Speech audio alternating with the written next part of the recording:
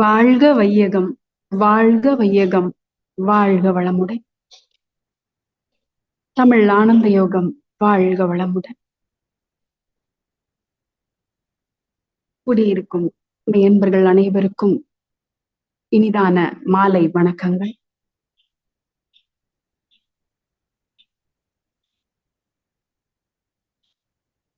என் சிந்தனையை, உடல் நலத்தை சீரமைத்து உய்வித்த குருவே வாழ்க. எனது எண்ணம், சொல், செயல் அனைத்தும் எனது அருட்குருவினுடையதாகட்டும். குருவருளும் திருவருளும் இணைந்து வழி நடத்தட்டும். வாழ்க வையகம், வாழ்க வையகம், வாழ்க வளமுடன். இறை ஞான ஆசிரியர் நன்மணி ஐயா அவர்களின் பார்வையில் வேதாத்திரிய தத்துவங்கள் இந்த பாகம் 3 கொடுக்கப்பட்ட தலைப்பு, இனி வாழ்வில் கவலை இல்லை, கவலையே இல்லை. ஐயா அவர்களுக்கு நன்றிகள். இந்த தலைப்பு எனக்கு கொடுக்கப்பட்ட பொழுது ஒரு சிறு வைராகியம் என்னுள்ளே எழுந்தது. என்னவென்றால், இந்த தலைப்பை பேசுவதற்கு சில மாதங்கள் இருக்கும் நிலையில் கவலை ஒழித்தல் என்ற பகுதியில் நான் அதிக அளவில் முயற்சி செய்து கவலை இல்லாமல் மனதை மாற்ற முயற்சிக்க வேண்டும். இந்த தலைப்பை பேசும் பொழுது எனது மனதில் சிறு கவலை கூட இருக்கவே கூடாது என்ற அளவில் ஒரு வைராகியம் இருந்தது. 2 வாரங்களுக்கு முன்பாகவே பேசக்கூடிய சூழல் இருந்த பொழுது சில காரணங்களால் மற்ற நிகழ்வுகளால் அது மாற்றி அமைக்கப்பட்டது இன்றைய நிகழ்வாக. அப்பொழுதும் மனதில் நீ இன்னும் தயாராகவில்லை என்று என் மனசாட்சி சொல்லியது. குருவுக்கும் ஐயா அவர்களுக்கும் ஒரு எப்படி நன்றி சொல்வதென்று தெரியவில்லை. என்னன்னு சொல்லணும்னா, இந்த டாபிக்க பேசணும்னா ஐயா என்ன இது வரைக்கும் சொல்லி கொடுத்துருக்காங்களோ, மகரிஷி என்னென்ன சொல்லியிருக்காங்களோ அத உள்வாங்கினத நான் பேசுறதா, இல்ல நான் ஒர்க் அவுட் பண்ணினதை வச்சு பேசுறதா? ஒர்க் அவுட் பண்ணியிருக்கோமா? கவலை ஒழித்தல் அப்படிங்கிற டாபிக் நிறைய நம்ம அகத்தாய்வுல நம்ம கேட்டுட்டே இருந்திருக்கோம். ஆனா நாம எந்த அளவுக்கு அதுல சக்சஸ்ஃபுல்லா நம்மளோட வாழ்க்கையில அதை பயன்படுத்தி இருக்கிறோமா அப்படின்னு கேட்கும் பொழுது எல்லாருக்குமே ஒரு பெரிய கேள்விக்குறி அந்த இடத்துல வருவது இயல்பு. அதனால்தான் ஒரு பெரிய ஒரு வைராகியமும் ஒரு சங்கல்பமும் அந்த இடத்துல எனக்கு ஏற்பட்டதுன்னு சொல்லணும். இனி வாழ்வில் கவலையே இல்லை. ஆமா, கவலையே இல்லை. உண்மையா இத சொல்லும் பொழுது உள்ள இருந்து இந்த வார்த்தையை சொல்லக்கூடிய ஒரு மனநிலைக்கு இன்னைக்கு மகரிஷி என்னை வச்சிருக்கிறாரு அப்படின்னு தான் நான் சொல்லணும். ஏன்னா இந்த கவலை ஏன் வருது, எதுக்கு வருது, எப்படி அதை நம்ம கையாளணும், இதை நம்ம எப்படி எடுத்துக்கணும் அப்படின்னு சொல்லிட்டு ஒரு நிலையிலையும் அது குறித்த சிந்தனைகள் தொடர்ந்து இந்த 3-4 மாதங்களாக உள்ள ஓடிக்கிட்டே தான் இருந்து. மகரிஷி ரொம்ப அழகா சொல்லியிருக்காங்க. இந்த கவலை ஒழித்தல் அப்படிங்கிறதுக்கு முன்னாடி எண்ணம் ஆராய்தல், எண்ணத்தை ஆராய்ஞ்சு சரி பண்ணி கொண்டு வாங்க அப்படின்னு சொல்லிட்டாங்க எடுத்த உடனே. அதுக்கு அடுத்து என்ன சொல்லியிருக்காங்க, ஆசைய சீரமைச்சுக்கோங்க, டோட்டலா விட்டுடுங்கன்னு சொல்லல. ஏன்னா டோட்டலா விடவும் முடியாது, எப்படி நம்ம வாழ்க்கையை கொண்டு போறது. அப்ப அது அழகா தேவையின் அடிப்படையில் சீரமைக்க சொல்லியிருக்கிறாங்க. அதுக்கு அடுத்து பார்த்தோம் அப்படின்னு சொன்னா சினத்தை தவிர்க்க சொல்லியிருக்காங்க. ஏன்னா சினம் தோன்றுவது இயல்பு, அத தவிர்க்க நாம எப்படி பயிற்சி பண்ணணும்னு ரொம்ப அழகா சொல்லி கொடுத்துருக்காங்க. அடுத்ததா கவலைய சுத்தமா ஒழிக்க சொல்லியிருக்காங்க. ஒழிக்கணும் அப்படின்னு சொன்னா ஏன் இதுல இவ்வளவு தீவிரமா கவலைய வச்சுக்க கூடாது அப்படின்னு மகரிஷி சொல்லியிருக்காங்க அப்படின்னு பார்க்கும் பொழுது, இந்த கவலை எப்பெல்லாம் உள்ள உட்காருதோ அடுத்து நிறைய பிரச்சனைகள், அந்த கவலையை தொட்டு தொட்டு தொட்டு உடல்நல குறைபாடுகள் அப்படியே நாம வேற ஒரு எல்லைக்கு கொண்டு செல்லப்படுகிறோம். இத முழுவதுமா இதை விட்டு வெளியில வரணும் அப்படிங்கிறப்போ அதற்கான ஒரு ஆராய்ச்சி. ஏன்னா காரணம் இல்லாம காரியம் இல்ல இல்லையா? எந்த ஒரு எந்த ஒரு விஷயத்துக்கும் அடிப்படையா ஒரு காரணம் அப்படின்னு சொல்லிட்டு நம்மள வந்து ஆராய்ச்சி பண்றதுக்கு மகரிஷி பழக்கியிருக்காங்க. மகரிஷி சொன்னதுக்கு அப்புறமா இன்னும் நம்மள வந்து நன்மணி ஐயா அவங்க இன்னும் நுணுகி நுணுகி நுணுகி ஓரொரு விஷயத்துக்குள்ளயும் நாம எப்படி வேதாத்திரியத்தை அப்ளை பண்ணணும்னு நமக்கு சொல்லி கொடுத்துருக்காங்க. அந்த விதமா பாக்குறப்போ கவலைய வந்துட்டு மகரிஷி சொன்ன வார்த்தை வந்து அது ஒரு கற்பனை வலை. ஆஹ் இன்னும் ஒரு வார்த்தை சொல்லணும்னா நிறைவேறாத ஆசைகளின் கூட்டம் அப்படின்னு சொல்லிட்டு மகரிஷி இதுல சொல்லியிருக்காங்க. கவலைக்கான காரணங்கள் என்ன அப்படின்னு பார்த்தோம்னா 4 காரணத்தை வகைப்படுத்தியிருக்காங்க. தேவைக்கும் இருப்புக்குமான இடைவெளி. 2வது எதிர்பார்ப்புக்கும் நடப்புக்குமான இடைவெளி. 3வது காரணமாக சொல்லப்பட்டது என்னன்னா நமது எண்ணங்களுக்கும் பிறருடைய எண்ணங்களுக்குமான இடைவெளி. 4வதான கருத்து இயற்கை விதிகளுக்கும் நடைமுறை வாழ்வியலுக்குமான இடைவெளி. இந்த இடைவெளி இடைவெளி இடைவெளின்னு சொல்லும் பொழுது எனக்குள்ள இன்னொரு வார்த்தை வருது. சுத்தவெளி சுத்தவெளி சுத்தவெளி. இந்த இடைவெளிய நாம சுத்தவெளியா மாற்றும் பட்சத்துல நமக்கு வாழ்வுல கவலையே இல்லை. ஆமா தானே? இந்த இடைவெளி, இந்த கேப் ஏன் வருது?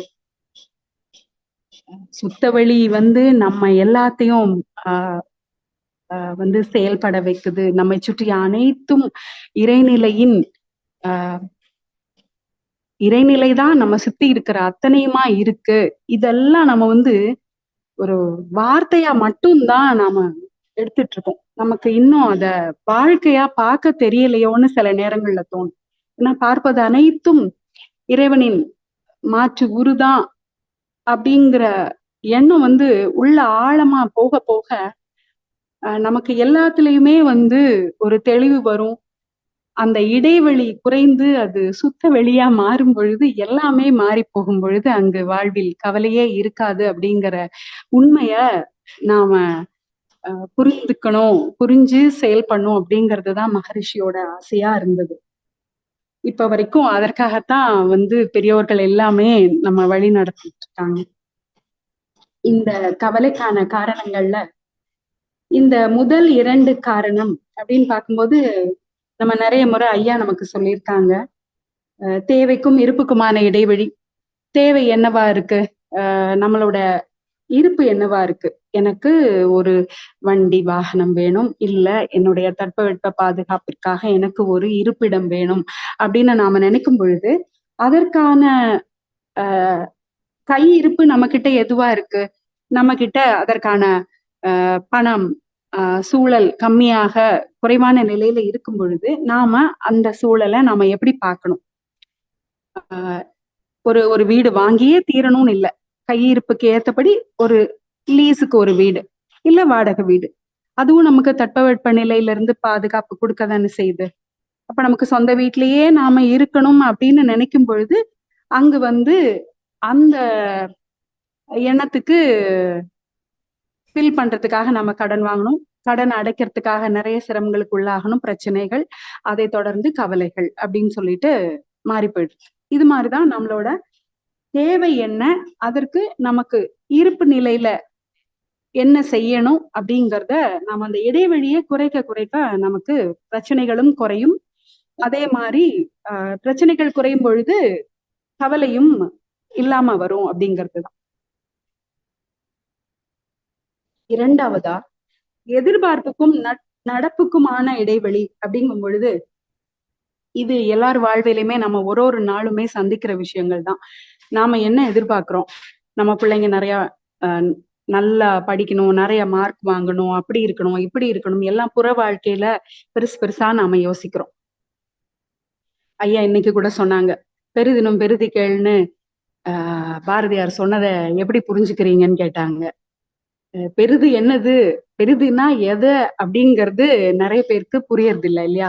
நாம புற வாழ்க்கையில நிறைய வேணும் வேணும் வேணும்னு சொல்லி அந்த எதிர்பார்ப்புகள் கூடும் பொழுது அப்போ நடக்கிறதுக்கு ஆப்போசிட்டா மாறிடுது. இப்ப குழந்தை மார்க் நிறைய வாங்கணும்னா நிறைய வாங்கினாதான் இது படிக்க முடியும், இது படிச்சாதான் அப்படி இருக்க முடியும், அப்படி இருந்தாதான் நல்ல வாழ்க்கை நடக்கும் இதெல்லாம் வேண்டாம். என்ன இருக்குதோ அந்த குழந்தையோட அறிவின் தெளிவுக்கு அந்த குழந்தைக்கு என்ன தெரியுதோ அது கத்துக்கட்டும். அதுக்கு ஒரு வாழ்வியலுக்கான ஒரு ஸ்கில்டு ஒர்க்க அது கத்துக்கட்டும். கத்துக்கிட்டு நல்லபடியா வாழட்டும். இந்த பக்குவமான நிலைமைய நாம கொண்டு வந்துக்கிட்டோம் அப்படின்னு சொன்னா அந்த எதிர்பார்ப்புக்கும் நடப்புக்கும் உள்ள இடைவெளி சுத்தவெளியா மாறி போயிடுச்சு. அடுத்து 3வதா சொல்ற விஷயம் வந்துட்டு நமது எண்ணங்களுக்கும் பிறர் எண்ணங்களுக்குமான இடைவெளி. இந்த இந்த இடைவெளி தான் நமக்கு பெரிய பிரச்சனையா அமைது. மேலும் இந்த இடைவெளியை வச்சுதான் வந்து நிறைய கவலையும் இருக்கு. ஏன்னா ஒரு அதிகபட்சமா நம்ம பார்த்தோம் அப்படின்னா இந்த நமது எண்ணத்துக்கும் பிறர் எண்ணத்திற்குமான இடைவெளி வந்து எங்க நமக்கு பிரச்சனையா மாறும்னா கணவன் மனைவி தான் அதுல ஃபர்ஸ்ட் எடுத்த உடனே வர்றது. எல்லாமே நான் நினைக்கிற மாதிரியே அவங்க நினைக்கணும், அவங்க நினைக்கிற மாதிரியே நாம நடக்கணும். இந்த கணவன் மனைவிக்குள்ள இருக்கிற எண்ணங்கள் எப்படி ஒண்ணு போல யோசிக்க முடியும்? ஒரு தாய் வயிற்றுல பிறந்த பிள்ளைங்களுக்குள்ளேயே அவ்வளவு வேறுபாடுகள் இருக்கும் பொழுது வேற வேற கருமையத்துல வேற வேற சஞ்சித கர்மாவை தூக்கிட்டு வருகிற ஒரு ஆணும் பெண்ணுக்கும் இடையில எப்படி வந்து ஒரே மாதிரியான சிந்தனையும் எண்ணமும் இருக்கணும்னு எதிர்பார்க்க முடியும்? இந்த இந்த வேறுபாட நம்ம முதல்ல ஏத்துக்கணும். அதையும் தாண்டி கணவன் மனைவிக்குள்ள அடிப்படையா இந்த ஆண் பெண் அப்படிங்கும் போதுட்டு ஒரு ஆணினுடைய அமைப்பு, உடல் அமைப்பு, அவங்களுடைய சிந்தனை, அவங்களுடைய திறன் எல்லாத்துலயுமே டிஃப்ரென்ஸ், ஆணுக்கும் பெண்ணுக்கும் நிறைய டிஃப்ரென்ஸ் இருக்கு. இன்னும் சொல்லணும்னா ஒரு புத்தகம் ஒன்று கூட இருக்கு, மென் R from mass, women R from Venus அப்படின்னு சொல்லிட்டு ஒரு புத்தகம் இருக்கு.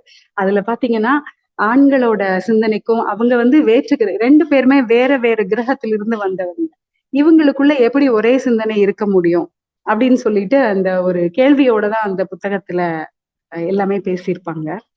அதுல பாத்தீங்கன்னா ஆண் எனப்படுபவன் எப்பொழுதுமே வந்து ஒரு லாஜிக்கல் திங்கிங்ல இருக்கிற, லாஜிக்கலாவே எல்லா விஷயத்தையும் பார்க்கும் பொழுது அவங்களோட ஒரு ஒரு விஷயத்த தீர்மானிக்கிற விதம் வந்து வேறையா இருக்கும். பெண் எப்பொழுதுமே வந்துட்டு ஒரு விஷயத்த இமோஷனலா பார்க்கக்கூடியவர்கள், உணர்வு ரீதியாக பார்க்கக்கூடியவர்கள். அப்போ இந்த உணர்வுக்கும் லாஜிக்குக்கும் எப்பயுமே ஒரு டிஃபரன்ஸ் இருந்துட்டே இருந்திருக்கு. இந்த டிஃபரன்ஸ் வந்துட்டு ரொம்ப ஜாஸ்தியாகும் போது அங்க பிரச்சனை. ஒரு ஒரு ஆண் வெற்றிகரமான ஆணா இருக்கணும் அப்படின்னு சொன்னாக்கா 65% அவங்க கிட்ட ஒரு ஆண் சார்ந்த சிந்தனைகளும், அதாவது லாஜிக்கல் திங்கிங்கும், உணவு சார்ந்த சிந்தனை வந்து ஒரு 35% இருக்கும் பொழுது அவங்க ஒரு வெற்றிகரமான மனிதரா, அவங்க மற்றவர்களை, அதாவது பெண்களுடைய உணர்வுகளையும் புரிந்து கொள்ளக்கூடியவர்களா இருப்பாங்க அப்படிங்கிறது ஒரு ஸ்டடி. அதே மாதிரிதான் பெண்களாகப்பட்டவர்கள் வந்து ஒரு 65% பெண் தன்மையும், அதாவது இமோஷனலானவங்களாகவும் உணர்வு ரீதியானவர்களாகவும், 35% ஒரு லாஜிக்கலா அறிவுசார் சிந்தனை உடையவர்களாகவும் இருக்கும் பொழுது அவங்களோட சக்சஸ் நல்லா இருக்கும். அவங்களோட செயல்கள் வந்து சக்சஸ்ஃபுல்லா இருக்கும், அவங்க எல்லாருக்கும் பிடிச்சமானவங்களா இருப்பாங்க அப்படிங்கிறது ஒரு சர்வே. இதுபடி பார்க்கும் பொழுது இன்னைக்கு இப்படித்தான் எல்லாரும் இருக்காங்களா அப்படின்னு பார்த்தா இல்ல. இந்த 35-65% வந்து எல்லாருக்கும் ஒரே மாதிரி இருக்கிறது இல்ல. ஒருத்தர்கிட்ட கூட குறைய இருக்கும் பொழுது அதற்கேற்றவாறு அவங்களுடைய தன்மை மாறுபடுகிறது. இப்ப அந்த தன்மை மாறுபடும் பொழுது அங்கு முரண்களும் அதிகமாகுது. இன்னைக்கு பெண்களுக்குள்ளேயும் அந்த லாஜிக்கல் திங்கிங் ரொம்ப வந்தாச்சு, அதனாலதான் நிறைய முரண்கள் அப்படின்னு கூட சொல்லலாம். அப்போ எந்த சூழல்ல இப்ப நாம முழுமையுமாவே வந்து நம்ம லாஜிக்கலாவோ இமோஷனலாவோ இருக்கணும்னு கிடையாது. எந்தெந்த காரியங்கள்ல எந்தெந்த சிச்சுவேஷன்ல நாம உணர்வு ரீதியா இருக்கணும், அறிவு சார்ந்து செயல்படணும் அப்படின்னு சொல்லிட்டு அதை புரிந்து கொண்டவர்கள் வந்து வெற்றியாளர்கள். அவ்வளவுதான்.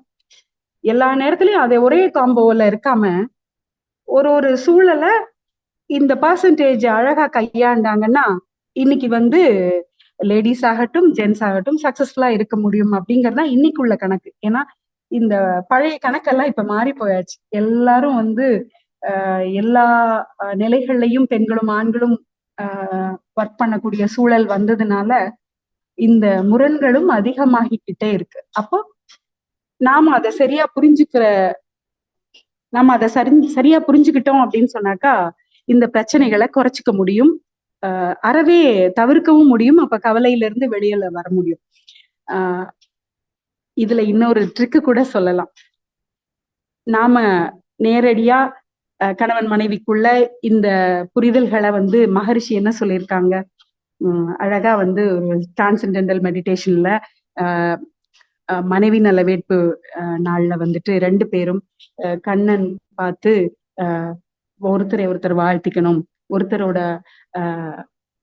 அதாவது இருவருக்குள்ளேயுமே அந்த உயிர் கலப்பு நிகழும் பொழுது அவங்க மனதுல வந்து வேற்றுமைகள் குறையும், 2 பேருக்கும் இடையில ஒரு நல்ல புரிதல் உருவாகும்னு சொல்லிட்டு மகரிஷி சொல்லியிருக்காங்க. இத நாம சரியா கையாண்டோம் அப்படின்னு சொன்னாக்கா நிச்சயமா இந்த பிரச்சனைகளை வந்து தவிர்க்க முடியும். இத நாம குழந்தைங்களுக்கும் சொல்லி தரணும்.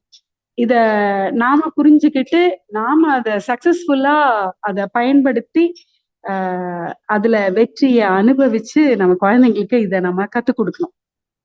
அடுத்து இந்த எண்ண வேறுபாடு அப்படின்னு பாத்தீங்கன்னா குழந்தைகளுக்கும் நமக்கும் இடையில வருகிற எண்ணத்துல இருக்கிற இடைவெளி தான் வந்து அடுத்த ஒரு பெரிய பிரச்சனையா இன்னைக்கு டேட்ல இருக்கு. எப்படின்னு பார்த்தோம்னாக்கா இன்னைக்கு வந்து குழந்தைங்க ரொம்ப ஷார்ப்பா இருக்காங்க. அவங்களுக்கு வந்து உலக விஷயங்கள் எல்லாமே வந்து நம்மளை விட அவங்களுக்கு நிறைய தெரிஞ்சு வச்சிருக்காங்க, புரிஞ்சு வச்சிருக்காங்களா தெரியல. ஏன்னா அனுபவம் கொடுக்கிற அறிவு வந்து எப்பயுமே வந்து ஃபர்ஸ்ட் குவாலிட்டி.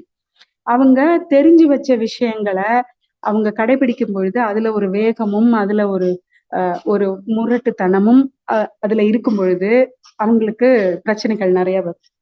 அப்போ அந்த இடத்துல ஒரு ஸ்பீட் பிரேக்கா போடாம ரொம்ப அழகா ஒரு விவேகமா அவங்கள கையாளக்கூடிய பக்குவத்தை வந்து நாம பெரியவங்க கடைபிடிக்கணும் அப்படிங்கிறது தான் இந்த இடத்துல. இன்னொன்னு 3 வயசு வரைக்கும் மகரிஷி சொல்லியிருக்காங்க குழந்தைங்க வந்து தெய்வத்துக்கு சமானம். ஏன்னா அந்த குழந்தைங்களுக்கு டிஃபரன்ஸே தெரியாது, யாரையும் வித்தியாசமா பார்க்க மாட்டாங்க, யாரை பார்த்தாலும் சிரிப்பாங்க. இப்ப அந்த வேறுபாடு வந்து மாறிக்கிட்டு இருக்கு. இப்ப இன்னும் குழந்தைங்க வந்து 2 வயசுலயே கூட அவங்க ரொம்ப ஷார்ப்பா மாறிட்டு இருக்காங்க. அடுத்து பார்த்தோம்னா இந்த 12 வயது வரை அந்த குழந்தைங்களோட செயல்கள் எப்படி இருக்கும்னாக்கா அவங்களோட சஞ்சித வினையை பொறுத்து, அவங்க அப்பா அம்மா கிட்ட இருந்து அவங்க வாங்கிட்டு வந்த வினையை வச்சுதான் அவங்களோட செயல்கள் அமையுது. அப்ப அதை நம்ம எப்படி சொல்லலாம், அவங்க வந்து பழைய கணக்கை வந்து புதுப்பிக்கிறது அப்படிங்கிற மாதிரி. ஆனா 13 வயசுல இருந்து, அதாவது டீனேஜ்ல இருந்து அவங்களோட செயல்களை நிறைய டிஃப்ரென்ஸை நம்ம பார்ப்போம். ஏன்னா அப்பதான் அவங்க வந்து சொந்த கணக்கு ஆரம்பிக்கிறாங்க. அவங்க சொந்த கணக்கு அப்படின்னா அந்த வினை அப்படிங்கிறது அவங்களோட கணக்கா மாற ஆரம்பிக்குது. அப்போ அதற்குள்ளாக அந்த 12 வயதுக்குள்ள அந்த குழந்தைக்கு எது சரி எது தவறு, எந்த சூழ்நிலையில எப்படி இருக்கணும் அப்படிங்கிற ஒரு ஒழுக்க பழக்க அறிவு, இயற்கை சார்ந்த அறிவு, இறைநிலை பத்தின தெளிவை நாம கொடுக்கும் பட்சத்துல அந்த குழந்தைங்களோட புதிய கணக்கு ரொம்ப நல்ல கணக்கா இருக்க வாய்ப்பை நாம அமைச்சு கொடுக்கணும். அதுதான் நம்மளோட மிகப்பெரிய பொறுப்பா இன்னைக்கு இருக்கு. இந்த குழந்தைங்கள கிட்ட நமக்கு என்ன வேறுபாடு அப்படின்னு பாத்தீங்கன்னா அவங்களோட கெரியர் சார்ந்து அவங்களோட வாழ்க்கைய அவங்க தேர்ந்தெடுக்கும் நிலையில நமக்கு நிறைய வேறுபாடுகள் வருது. நாம வந்து ஒரு குழந்தைக்கு இந்த மாதிரி பண்ணணும், இப்படி ஒரு வாழ்க்கை முறை அமையணும், இந்த வேலையில அவங்க போய் சேரணும், இந்த படிப்பை படிக்கணும், இப்படி வந்துட்டு நம்மளோட கனவை அவங்க கிட்ட திணிக்கிறோம். நாம அவங்களுக்கு கொடுக்க வேண்டியது ஒரு வாழ்க்கை சார்ந்த அறிவை கொடுத்துட்டு அதற்கப்புறம் அவங்க எப்படி வாழணும்னு அவங்க வாழறத நாம பார்த்து ரசிக்கணும். ஆனா நாம என்ன பண்றோம், நம்ம விட்டு போன விஷயங்களை, நமக்கு செய்ய முடியாத விஷயங்களை, நாம அனுபவிக்காத ஒரு வாழ்க்கை முறையெல்லாம் நம்ம பிள்ளைகிட்ட கொண்டு வரணும் அப்படிங்கிறது தான் இன்னைக்கு பல பேருடைய எண்ணமா இருக்கு. நான் இது வாங்கணும்னு நினைச்சேன், என்னால முடியல, என் குழந்தை அந்த பொறுப்புக்கு போகணும், அந்த பதவிக்கு போகணும் அப்படிங்கிற மாதிரியான எண்ணங்கள் தான் இன்னைக்கு வந்து பெற்றோர்கள் கிட்ட நிறைய இருக்கு. அப்ப முரண்களும் அங்கு வர ஆரம்பிச்சிருக்கு. ஏன்னா அந்த குழந்தையோட மனசுல என்ன மாதிரியான எண்ணங்கள் இருக்கு, அது இப்ப இருக்கிற சூழல்ல அதோட அறிவின் தெளிவு எப்படி இருக்கு, அது எவ்வளவு படிக்க முடியும், அது எந்த மாதிரியான கெரியரை சூஸ் பண்ண முடியும் அப்படிங்கிறத விட்டுட்டு நாம வந்து அவங்கள போட்டு புஷ் பண்றோம். அவங்களுக்கு உடலுக்கான வளர்ச்சி, மனதிற்கான தெளிவு, அறிவை நாம கொடுக்கணும். அவ்வளவுதான். அதுக்கு மேல அவங்க வாழறத பார்த்து நாம ரசிக்கணும். ஆனா எல்லாருமே நம்ம நினைக்கிற மாதிரி வாழணும்னு நம்மள சுத்தி இருக்கிறவங்க எல்லாரையும் நாம நினைக்கிறது தான் இங்க பிரச்சனையாவே வருது. அதே மாதிரி அவங்களோட வாழ்க்கை துணையை தேர்ந்தெடுக்கும் பட்சத்துல ஐயா அடிக்கடி சொல்ற ஒரு விஷயம், ஜென்ரலா நாம எந்தெந்த எண்ணங்கள் எல்லாம் உள்ள அடக்கி ஒடுக்கி வைத்திருக்கிறோமோ அந்த எண்ணங்கள் எல்லாமே வந்து நம்ம பிள்ளைங்க கிட்ட வந்து டாமினண்டா வெளியே வரும். இங்க ரிசசிவா தட்டி தட்டி தட்டி நம்மளுடைய சுற்றம், நம்மளோட இதுன்னு சொல்லிட்டு நாம உள்ள போட்டு அடக்கி அடக்கி அடக்கி வைக்கிற விஷயங்கள் எல்லாம் குழந்தைகிட்ட அப்படியே வந்து நிக்கும்னு சொல்லுவாங்க. இதை நம்ம நிறைய இடங்கள்ல பார்க்கலாம். இன்று அதாவது ஒரு அரேஞ்ச்டு மேரேஜ் பண்ணின கப்பிள்ஸ் கிட்ட அவங்களோட குழந்தைங்க பாத்தீங்கன்னா நிறைய பேர் வந்து லவ் மேரேஜ், காதல் திருமணம் புரிகிற சூழலை நம்ம நிறைய இன்னைக்கு பாக்குறோம். ஏன்னா இந்த அரேஞ்ச் மேரேஜ் பண்ணிட்டு வந்த கப்பலுக்கு இடையில அந்த அவங்க ரெண்டு பேரும் மனம் ஒத்த நிலையில வாழாம நாம வந்து வேற ஒரு வாழ்க்கையை தேர்ந்தெடுக்கிறதுக்கலாமோ, தவறு செஞ்சிட்டோமோ இப்படின்னு எப்ப அவங்க நிறைய நினைக்கிறாங்களோ அவங்க அதை அடக்கி அடக்கி உள்ள வைக்கும் பொழுது அந்த எண்ணம் குழந்தைங்க கிட்ட அவங்களோட வாழ்க்கை துணையை அவங்களே தேர்ந்தெடுக்கும் நிலைக்கு கொண்டு போகிறதா இத நான் புரிஞ்சுக்கிறேன். ஐயா இதுக்கு விளக்கம் அப்புறமா சொல்லணும். இதே மாதிரி நம்ம கிட்ட எந்தெந்த எண்ணங்கள் எல்லாம் அடக்கப்பட்டதோ அதெல்லாம் தான் குழந்தைகிட்ட வருது. இதை நாம முதல்ல புரிஞ்சுக்கிட்டாலே குழந்தைங்களுக்கும் நமக்கும் உள்ள வேறுபாடுகளை நம்ம அந்த இடைவெளியை நம்ம குறைக்க முடியும். அந்த கேப் குறைஞ்சதுன்னு ஆட்டோமேட்டிக்கா பிரச்சனை இல்லை, கவலை இல்லை, முடிஞ்சு போயாச்சு. அதே மாதிரி முன்னாடி வந்துட்டு ஒரு ஒரு சாரார் இந்த குழுவுக்குள்ளாலதான் திருமணம் நடக்கணும், இந்த ஜாதிகளுக்குள்ளால, இந்த அமைப்பினருக்குள்ளால அப்படின்னு சொல்லிட்டு ஒரு ஒரு கேட்டகரி வைஸ் பிரிச்சு நிறைய வச்சிருந்தாங்க, நிறைய ரூல்ஸ் அண்ட் ரெகுலேஷன்ஸ் இருந்தது. ஆனா இதெல்லாம் சரியா தவறா அப்படின்னு பார்க்கும்போது அன்னைக்கு காலகட்டத்துல அவங்கவுங்க வாழும் நிலை, ஏன்னா வர்ணாசிரம தர்மம் வந்து தொழிலின் அடிப்படையில இருந்த வரைக்கும் பிரச்சனை இல்லை. அது பிறப்பின் அடிப்படையில மாறினப்போ எல்லாமே மாறி போச்சு. இப்போ அந்தந்த வேலை செய்யறவங்க அந்தந்த மீன் ஒரு ஒரு குழுவுல ஒரு வேலை செய்யறவங்க அப்படின்னாக்கா அவங்களோட மனநிலை எப்படி இருக்கும், இன்னொரு குரூப் ஆஃப் பீப்புள் அவங்க வேலைக்கு ஏத்த மாதிரி அவங்களோட மனநிலை இருக்கும். இந்த குடும்பத்துல உள்ள ஒரு பெண் அந்த குடும்பத்துல போய் வாழும் பொழுது அவங்க பிரச்சனைகளை சந்திக்கிற மாதிரி இருக்கும். ஏன்னா அங்க வாழ்க்கை முறை கொஞ்சம் வேற மாதிரி இருக்கும் பொழுது அப்படின்னு சொல்லிட்டு ஐயா சொல்லுவாங்க. ஆனா இன்னைக்கு எல்லாமே நிறைய மாறிட்டு வருது. இந்த வேறுபாடுகளோட அடிப்படையை மட்டும் நாம புரிஞ்சுக்கணும். ஏன் இந்த வேறுபாடு வருது, இது அடிப்படையா என்ன ஒரு இதுக்கு என்ன காரணம் அப்படிங்கிறத நாம புரிஞ்சுக்கிற பட்சத்துல இந்த காரணத்தை கிளியர் பண்ணும் பொழுது எல்லாமே சரியா மாறும். அடுத்து பார்த்தோம் அப்படின்னு சொன்னாக்கா, நாலாவதா நடைமுறை வாழ்வியலுக்கும் இயற்கை விதிகளுக்குமான வேறுபாடு. இதுல இந்த பார்ட்டை நாம எந்த அளவுக்கு யோசிக்கிறோம் அப்படின்னு பார்த்தாக்கா நம்ம யோசிக்கிறதே இல்லை. ஏன்னா நம்ம இயற்கையில இருந்து ரொம்ப தள்ளி போயிட்டோம். இயற்கைக்கும் நமக்கும் வந்து இடைவெளி ரொம்ப ஜாஸ்தியானதுனால நாம என்ன செஞ்சிட்டு இருக்கிறோம், நம்ம சரியா இருக்கிறோமா தவறா இருக்கிறோமா அது கூட நமக்கு புரியாம பல இடங்கள்ல நாம தவறு செஞ்சுட்டே இருக்கிறோம். அதற்கான விளைவுகளாதான் இன்னைக்கு இயற்கை சீற்றங்களும் பல துன்பங்கள், அதாவது கொரோனா மாதிரியான வைரஸ் இன்ஃபெக்ஷன்ஸ் ஆகட்டும், இல்ல சுனாமி, அஹ் மழை, அதீத மழையாகட்டும், எல்லா புயல் எல்லாமே பாத்தீங்கன்னா ஏன் வருது அப்படின்னு கேட்டாக்கா, நாம இயற்கையை சரியா புரிஞ்சு அதனோட வழியில நாம வாழல. இத நம்ம பல நிலைகள்ல நமக்கு ஐயா வந்து விளக்கமா சொல்லியிருக்காங்க. ஒரு சில விஷயங்களை மட்டும் நாம இந்த இடத்துல நம்ம ஆஹ் திருப்பி கொஞ்சம் ரீவைண்ட் பண்ணலாம் அப்படின்னு என்னன்னு கேட்டாக்கா, இன்னைக்கு வாழ்வியல் எப்படி இருக்கு? எல்லா மனுஷங்களும் எப்படி வாழறோம்? கூட்டு குடும்பம் மாதிரி ஆஹ் நியூக்ளியர் ஃபேமிலி அப்படின்னு சொல்லிட்டு, இந்த நியூக்ளியர் ஃபேமிலின்னு பேர் வந்ததோ இல்லையோ, அந்த ஒரு ஒரு ஆட்டம்ல இருக்கிற புரோட்டான் நியூட்ரான் மாதிரி அப்பா தனி, அம்மா தனி, பிள்ளைங்க தனி, எல்லாம் அவங்கவுங்க இஷ்டத்துக்கு அவங்கவுங்க நினைச்சதை செஞ்சுட்டு போயிட்டே இருக்கிற மாதிரியான ஒரு சூழலை நாம இப்ப பாக்குறோம். யாருக்குள்ளேயும் ஒரு இணக்கமான சூழலே இல்லை. அப்படி ஒரு இணக்கமான சூழல் இல்லைங்கிறப்போ அந்த குழந்தைக்கு அறநெறிகள் மூன்றுன்னு நம்ம மகரிஷி சொல்லி கொடுத்த ஒழுக்கம், பட ஈகை, கடமையை பத்தி சொல்லி கொடுக்கறது யார்? ஸ்கூல்ல சொல்லி தராங்களா? இல்ல. ஸ்கூல்ல சொல்லி கொடுக்கிற விஷயமே வேற.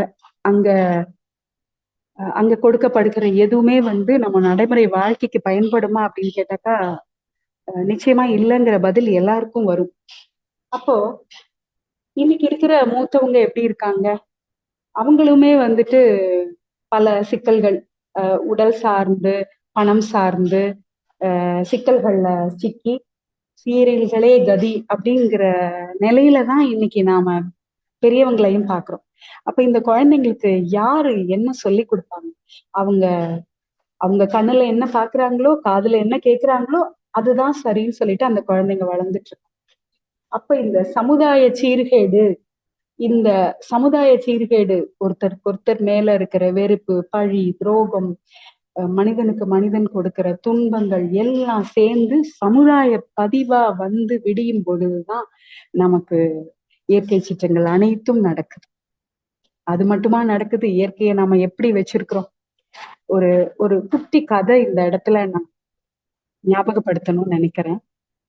உம் ஒரு ஸ்கூல்ல அந்த குழந்தைங்க, சின்ன சின்ன குழந்தைங்க, அவங்க பேரண்ட்ஸ் எல்லாம் வர சொல்லியிருந்தாங்க. அந்த பேரண்ட்ஸுங்க எல்லாரும், அந்த பெற்றோர்கள் கையில வந்துட்டு எல்லார் கையிலயும் ஒரு கிரையான் பேக், ஒரு கலர் பென்சில் கொடுத்து எல்லாரையும் வந்து படம் வரைஞ்சு கொடுக்க சொல்லி ஒரு சார்ட்டையும் கொடுத்துட்டாங்க, பேப்பரையும் கொடுத்துட்டாங்க.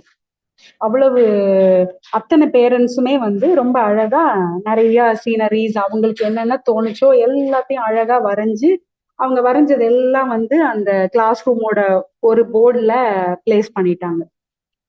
அடுத்த செஷன் வந்துட்டு அந்த குழந்தைங்க, அவங்கவுங்க குழந்தைங்க கையில அந்த கலர் பென்சில்ஸ அவங்கவுங்க பேரண்ட்ஸ் கொடுத்துட்டு வெளியில போக சொல்லிட்டாங்க.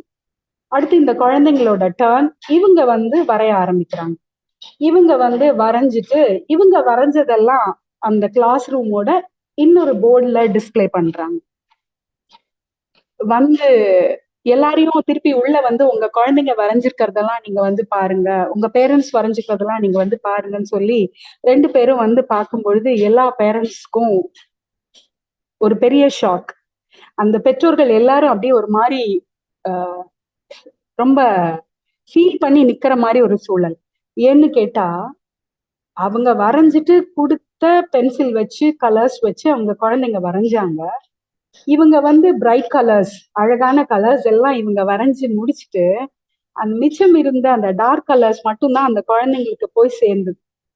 அந்த குழந்தைங்க வரைஞ்சிருந்ததெல்லாம் black, maroon, dark blue, green, அவ்வளவுதான். அவங்க கிட்ட நல்ல கலர்ஸே இல்லை. அந்த படத்துல வந்து ஒரு பார்க்கும் பொழுது ஒரு சோகம் தான் இருந்தது. ஏன் அப்படின்னாக்கா, இயற்கை வளங்களை எல்லாம் பெற்றோர்கள் வந்து அனுபவிச்சு மிஸ்யூஸ் பண்ணி தேவைக்கு மேல பயன்படுத்தி வீணாக்கிட்டோம். இந்த வீணாக்கிட்டோம் அப்படிங்கிறத உணர்த்துறதுக்கு தான் அந்த படம். அவங்க மிச்சம் வச்சது எதுவோ அதுதானே இந்த குழந்தைங்களுக்கு கிடைக்கும். அப்ப நாம இன்னைக்கு இயற்கையை எவ்வளவு பாதிப்படைய வச்சிருக்கிறோம்? இயற்கையை காப்பாத்துறது பத்தி நாம ஒரு ஒரு ஒரு நாளாவது, ஒரு நிமிஷமாவது நாம யோசிச்சிருப்போமா? நாம தண்ணியை வீணாக்குறோமே, உணவுப் பொருளை வீணாக்குறோமே, மண்ணை வீணாக்குறோமே, நாம இவ்வளவு பொல்யூட் பண்ணிட்டு இருக்கோமே, இதெல்லாம் சரி பண்றதுக்கு நாம ஏதாவது ஒரு மெஷர்ஸ் எடுத்திருக்கோமா அப்படின்னு நாம எல்லாரும் கேட்டுக்கிற ஒரு மொமெண்டா இதை நம்ம எடுத்துக்கணும். அப்போ அட்லீஸ்ட் அதுல ஒரு நிமிஷம் நாம யோசிச்சோம் அப்படின்னு சொன்னாக்கா, இந்த இயற்கைய பாதுகாக்கணும், இந்த இயற்கை வழியில போகணும், இந்த விவசாயத்தை சரி பண்ணணும், இந்த மண்ணை காப்பாத்தணும், நம்ம மறந்து போன மரபுகள் எல்லாம் மீட்டெடுக்கணும் அப்படிங்கிற ஒரு உறுதி நமக்குள்ள வரும். அந்த உறுதி வந்து நம்ம வந்து சரி நம்ம நம்ம சரியான பாதையில கொண்டு போகும் அப்படிங்கிறது இந்த இடத்துல நாம கொஞ்சம் யோசிக்கணும். பழைய காலத்துல திண்ண வச்ச வீடுகள் ஏன்னு கேட்டாக்கா, இந்த வழியில போறவங்க கால் வலிச்சதுன்னா போற வழியில அங்க கொஞ்சம் உட்கார்ந்துக்கிட்டோம். நிறைய ஆஹ் எல்லார் வீட்லயுமே வெளியில வந்து தாகத்துக்கு பானையோ மோரோ வைக்கிற வழக்கம் இதெல்லாம் இருந்தது. இன்னைக்கு திண்ண வச்ச வீடுகளும் இல்ல. அப்படியே இருக்கிற திண்டுகளை பார்த்தோம்னாக்கா அதுல கல்ல வந்து பதிச்சு வச்சிருப்பாங்க. ஷார்ப்பா அப்படியே அந்த கருங்கல்ல பதிச்சு வச்சிருப்பாங்க. ஏன்னா அங்க யாரும் உட்கார கூட முடியாது. ஒரு ஒரு நாய் கூட அங்க போய் ரெஸ்ட் எடுக்க முடியாது. அந்த அளவுக்கு வச்சிருக்காங்க. ஏன் இப்படி நாம குறுகி போனோம்? ஏன் இப்படி சுருங்கி போனோம்? நம்ம மனசு வந்து ஆஹ் எந்த அளவுக்கு சுருங்கி போயிடுச்சு அப்படிங்கிறத நாம யோசிச்சோம்னா நம்மால சத்தியமா பேச முடியாது. அது ரொம்ப ஒரு பெயின்ஃபுல்லான மொமெண்டா இருக்கும். அப்ப நாம குழந்தைகளுக்கு நாம என்ன சொல்லி கொடுக்குறோம், என்ன விட்டுட்டு போக இருக்கிறோம் அப்படின்னு பார்த்தோம்னாக்கா நெகட்டிவ்ஸ் தான் நாம நிறைய வச்சிட்டு இருக்கோம். அப்ப நாம எப்ப பாசிட்டிவா மாற போறோம், நாம எப்போ நல்லது செய்ய போறோம், நம்மளோட திங்கிங் எப்ப மாத்த போறோம், நம்மளோட வினைய கழிக்கிற வேலையை நாம செய்ய ஆரம்பிச்சிட்டோமா, துன்பம் கொடுக்காம இருக்க முயற்சி செய்யறோம், துன்பம் தீர்க்கும் செயலை நாம செய்ய ஆரம்பிச்சிருக்கோமா, அறவழியில நாம வாழறோமா, இதெல்லாமே நமக்கு முன்னாடி இருக்கிற மிகப்பெரிய கேள்விகள். இந்த கேள்விகளுக்கு வேதாத்திரியம் எப்பொழுதுமே நமக்கு சொல்லிட்டே இருக்காங்க. நாம எப்படி வாழணும். ஒரே ஒரு பாயிண்ட் தான் மகரிஷி ரொம்ப அழகா சொல்லிட்டாங்க. ஒழுக்கத்திற்கான டெபினிஷன் உலகத்துல வேற எந்த பெரியவங்களும் சொல்லவே கிடையாது. தனக்கோ பிறர்க்கோ தற்காலத்திலோ பிற்காலத்திலோ உடலுக்கோ மனதிற்கோ தீங்கு செய்யாத ஒரு செயல். அவ்வளவுதான். இதுல எல்லாம் கவர் ஆயிடுச்சு. நாம யாருக்கும் தீங்கு செய்யாத ஒரு நல்ல செயலா இருந்தா அந்த செயலை செயல்படுத்தும். அந்த செயலை நாம வந்து எக்ஸிக்யூட் பண்ணலாம். இந்த இடத்துல நாம இன்னொரு விஷயத்தையும் புரிஞ்சுக்கணும். ஆண் பெண் வேறுபாடு, கணவன் மனைவி குழந்தைகள் இதெல்லாம் பார்க்கலாம். உயிர்னு அப்படின்னு வரும்போது, உயிர் அப்படிங்கிற ஆன்மா அப்படின்னு வரும் பொழுது அதுக்கு ஆண் பெண் தன்மை கிடையாது. அங்க அப்பா அம்மா குழந்தை அப்படின்லாம் கிடையாது. அப்ப வந்துட்டு நாம அந்த உயிர் அந்த சுத்த வெளியில இறைநிலையிட்ட நாம வந்து நம்மளோட கோரிக்கைகளை நம்மளோட நல்ல எண்ணங்களை வெளிப்படுத்தும் பொழுது நாம நேரடியா நம்ம கணவர்கிட்டயோ குழந்தைகள் கிட்டயோ எந்த ஒரு விஷயத்தையும் சொல்லி செய்ய வைக்க வேண்டியதில்லை. நாம சுத்த வெளியில அந்த எண்ணத்தை போட்டுட்டா போதும். அது அழகா அங்க உள்ள அந்த இந்த சோல் கிட்ட இருந்து அந்த சோலுக்கு ரொம்ப அழகா போயிடும். இத வந்து பிராக்டிக்கலா பல இடங்கள்ல பார்த்த ஒரு சந்தோஷத்துல நான் இதை பதிவிடுறேன். ஏன்னா நேரடியா நான் என் கணவர்கிட்ட ஒரு விஷயத்த சொல்லி இதை செய்யுங்கன்னு சொல்லும் பொழுது அங்க வந்து ஒரு சின்ன ஈகோ கிளாஷ் வரத்தான் செய்யும். குழந்தைங்கள்ட்ட செய்யும் போது அது அட்வைஸ் பண்ணாவே குழந்தைங்களுக்கு இன்னைக்கு டேட்ல பிடிக்கிறது இல்லை. ஆனா என்னுடைய எண்ணம் தெளிவானதாக எல்லோருக்கும் நன்மை பயப்பதாக இருக்கும் பட்சத்தில் நான் அதை சுத்த வெளியிடம் அங்க இந்த யூனிவர்ஸ்ல நான் அதை பதிவு பண்ணும்போது அது நடப்பதற்கான சூழல் அதிகமாகுது. அப்போ நம்ம என்ன மாதிரியான எண்ணத்தை நம்ம பர்சு பண்றோம், அதை நம்ம எப்படி வந்து செயலுக்கு கொண்டு வரணும் அப்படிங்கறதுல நாம இன்னும் நிறைய ஒர்க் பண்ணணும் அப்படிங்கிறது தான் இந்த இடத்துல நான் எல்லோர்கிட்டையும் ஒரு ஒரு ரெக்வஸ்டாவும் ஆசையா கூட சொல்லலாம். இது ஒரு எதிர்பார்ப்பா கூட வச்சுக்கலாம். நாம மாறணும். நாம இந்த செயலை வந்து சரியா செய்யும் பட்சத்துல பல மாற்றங்கள் நல்ல மாற்றங்களை நாம செயலுக்கு கொண்டு வர முடியும் அப்படிங்கிறது திண்ணமான ஒரு எண்ணம். பக்கத்து பக்கத்து வீட்டுல குழந்தைங்க சுத்தி இருக்கிற மனுஷங்க எல்லாம் பார்க்கும்போதுட்டு சொன்னோம் இல்லையா, பழைய காலத்துல இருந்த திண்ணை இப்ப காணாம போச்சு. அதே மாதிரி குழந்தைங்கிட்ட ஒரு ஹெல்ப் அப்படின்னு சொன்னா, பழைய காலத்துல எல்லாம் ஒரு பிள்ளைகிட்ட பாப்பா இது வாங்கி கொடுங்க, கடைக்கு போய் தாங்கன்னு ஒரு பெரியவங்க பக்கத்து வீட்டு குழந்தைங்க கிட்ட சொல்லும் பொழுது, அது வந்து அழகா அந்த கையே ஸ்டியரிங்கா மாறிடும். வாயில வண்டி ஓட்டிட்டு டெர்ன்னு சொல்லிட்டு அழகா போய் கடையில போய் வாங்கிட்டு வந்து கொடுத்துருவாங்க. அவங்க செகண்ட் தாட்டே கிடையாது. அங்க நோவே சொல்ல மாட்டாங்க. ஏன்னா அந்த குழந்தைக்கு இப்படி செய்யணும்னு அந்த பேரண்ட்ஸ் சொல்லி கொடுத்துருக்காங்க. பட் இன்னைக்கு பெற்றோர்கள் என்ன சொல்லி கொடுக்குறாங்க? இப்ப ஒரு குழந்தைய கூப்பிட்டு பாப்பா இது வாங்கி தர முடியுமா அத்தைக்கு அப்படின்னு சொன்னா அந்த குழந்தை என்ன சொல்றாங்க? அஹ் என்னை வெளியில போக கூடாதுன்னு சொல்லியிருக்காங்க. என்னை கடைக்கு போக கூடாதுன்னு சொல்லியிருக்காங்க. நான் போக மாட்டேன். அந்த மாதிரிதான். ஏன்னா அந்த உதவி செய்யற மனப்பாங்க அந்த பேரண்ட்ஸ் அந்த குழந்தைங்க மனசுல குடுக்கல. அப்போ வளரும் போதே ஒரு சின்ன வயசுல அவங்களுக்கு இந்த ஒரு நல்ல தாட் கொடுக்க தவறும் பொழுது அவங்க பெருசா வளரும் போது அவங்க சுருங்கி போறத நாம குற்றம் சொல்ல முடியுமா? இப்ப வளர்றது தானே அப்பயும் இருக்கும். அப்ப வந்து அவங்க சுயநலத்தோட தானே வளருவாங்க. அப்போ மாற்றத்தை கொண்டு வருவது யார் கையில இருக்கு? நம்ம கையில இருக்கு. நாம நம்ம குழந்தைங்களுக்கு என்ன கத்துக் கொடுக்குறோம், நாம எப்படி வாழ்க்கையை கொண்டு போகணும்னு நாம முடிவு பண்றோம் அப்படிங்கறதுலதான் இந்த மாற்றங்கள் இருக்கு. ஐயா சொல்றதுதான் எப்பயுமே, தவம் பண்ணணும், தற்சோதனை பண்ணணும், எல்லாம் பண்ணணும். செயல் மாறினீங்களா, செயலை மாத்துனீங்களா, செயல் மாற்றம் மட்டுமே வந்து ஒரு நல்ல ஒரு சமுதாயத்தை கொண்டுட்டு வரும் அப்படின்னு சொல்லிட்டு ஐயா எப்பயுமே சொல்லுவாங்க. அதனால ஒரு நல்ல ஒரு மாற்றத்தை கொண்டு வருவதற்கு நாம இந்த இந்த பயிற்சி முறைகளை முதல்ல நாம கையாண்டு ஒரு நல்லதொரு சமுதாயத்தை கொண்டுட்டு வரும் பட்சத்துல பிரச்சனைகளும் இல்லை, கவலைகளும் இல்லை. ஐயாவோட அனுமதியோட இந்த தலைப்பை இனி வாழ்வில் கவலையே இல்லை அப்படின்னு சொல்லாம இனி வாழ்வில் எல்லாம் சுகமே அப்படின்னு சொல்லிட்டு மாத்திக்கலாம்னு நினைக்கிறேங்க ஐயா. நல்லதொரு வாய்ப்பளித்த தமிழானந்த யோகம் வாழ்க வளமுடன். ஐயா அவர்கள் வாழ்க வளமுடன். மகரிஷியோட வேதாத்ரியம் வாழ்க வளமுடன். நன்றி. வாழ்க வளமுடன்.